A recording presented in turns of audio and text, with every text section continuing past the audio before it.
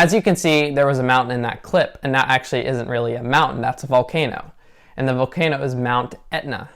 E-T-N-A, however you pronounce it, or however the Italians pronounce it. I pronounce it Etna. And it's one of the tallest volcanoes in the world.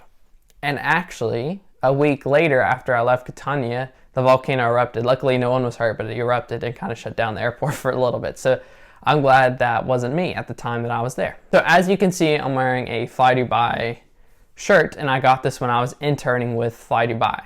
I'm going to post a video here soon about that experience itself.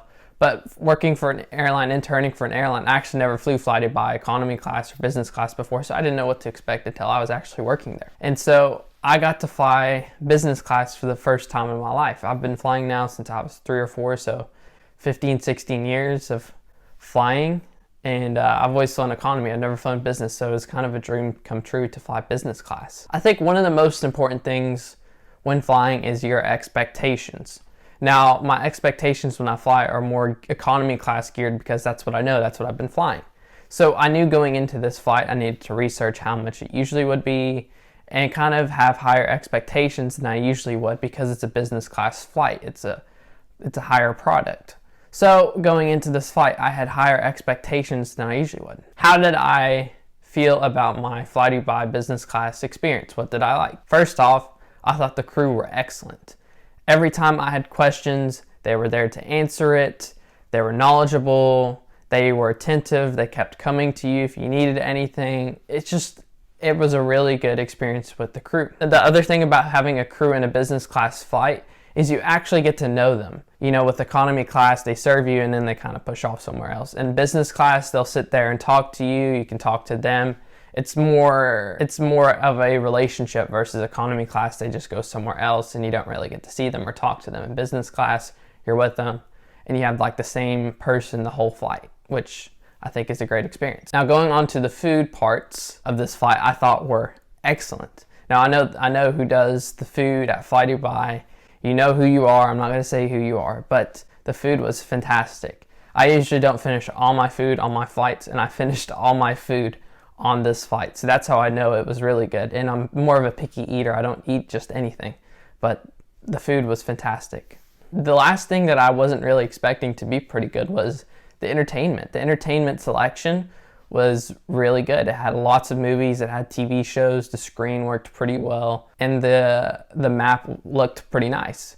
I wasn't really expecting that necessarily on my flights. I'm gonna bundle this along with the entertainment, but also the headphones that you use to listen to the entertainment were excellent. I mean, the noise canceling, I don't really have many pairs of noise canceling earphones, but it just completely blocks out the sounds of the engines, which I thought was really good. Getting into the areas that I think flydubai needs to improve their business class product, I think the first thing that I really think could use some work is the seat. Now, the seat I thought was not that comfortable. When you just sit in it reclined or whatever, it's pretty good.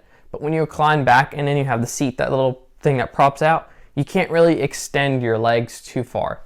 Like you can push it out, like your feet out, but it's not even that comfortable. So I think if flydubai can really work on that extension part, I think that will make the experience better. But I'm also know that because of the Boeing 737 MAX situation, all the MAXs are grounded at this moment. That's not their full product.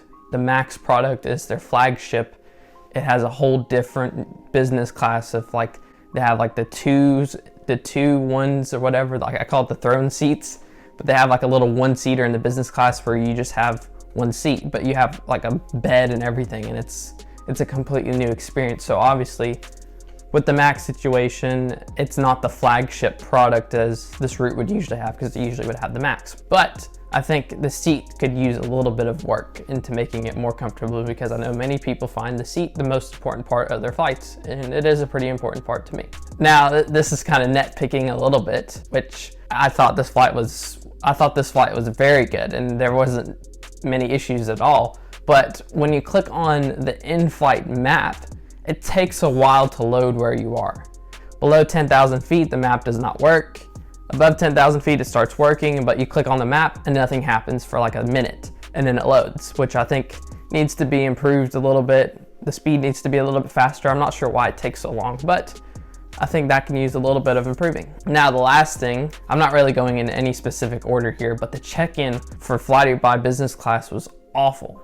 And I mean awful. flydubai checks in at Dubai for the Emirates business class side, and the check-in at least took 30 or 40 minutes to check in, and we checked in online. So why does it need to take that long? The lines were queuing forever, no one was moving. It was just a very inefficient process, and for business class, it should be very efficient. It shouldn't be inefficient. So I think flydubai needs to work on the process of making the check-in at Dubai a little bit faster and more efficient than what it is now, because that was a big problem. Another thing was we got printed a boarding pass, and the agent circled the thing and then wrote over and said new gate or whatever instead of printing a new boarding pass. So once we got to immigration, the immigration officer said, no, you need a new boarding pass, which added even more time onto this check-in process because the agent who was at first class did not print a new boarding pass because the gate had changed, which is a big problem.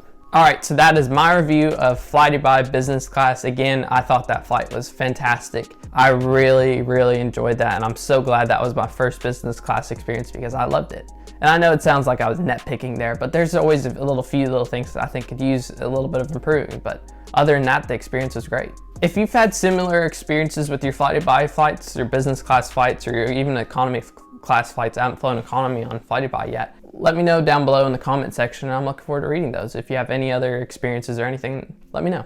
Smash that like button if you enjoyed today's video. I really do appreciate that. And I just want to say thank you for watching this video, this review, and hearing my thoughts and all that, because I love talking about aviation. I can sit down and talk about it all day long. But I just want to say thank you for watching, and I'll see you in the next video.